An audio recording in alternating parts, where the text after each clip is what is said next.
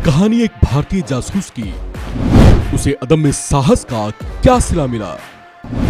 पाक जेल में तड़प तड़प कर आई मौत। कौन था वो दिलेर जिसे कहा जाता है द ब्लैक टाइगर?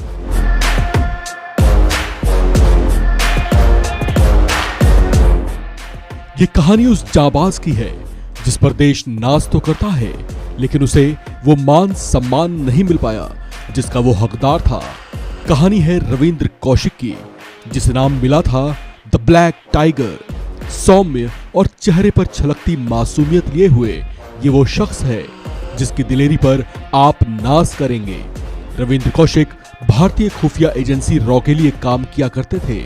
उन्हें जिम्मेदारी सौंपी गई थी पाकिस्तान में कुछ खास मिशंस को पूरा करने की।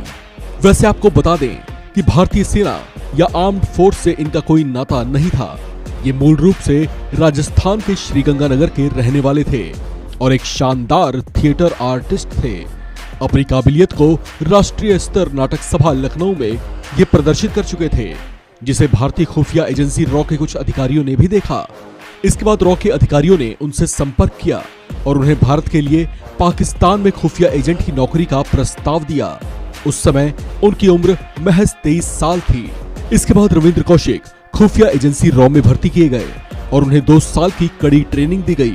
इस दौरान उन्हें इस्लाम की धार्मिक शिक्षा भी दी गई और पाकिस्तान के बारे में सभी जरूरी जानकारियां दी गईं। पाकिस्तानी आवाम में मिक्स होने के लिए उन्हें उर्दू ज़बान भी सिखाई गई।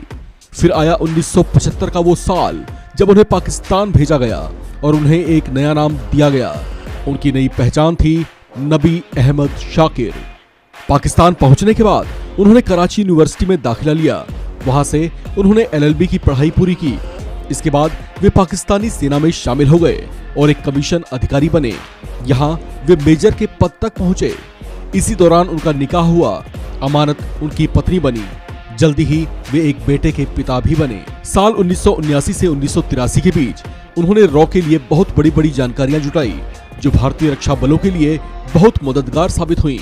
कहा जाता है कि इस भारतीय दिलेर जासूस को तत्कालीन गृह मंत्री SB चौहान ने ही ब्लैक टाइगर का टाइटल दिया था।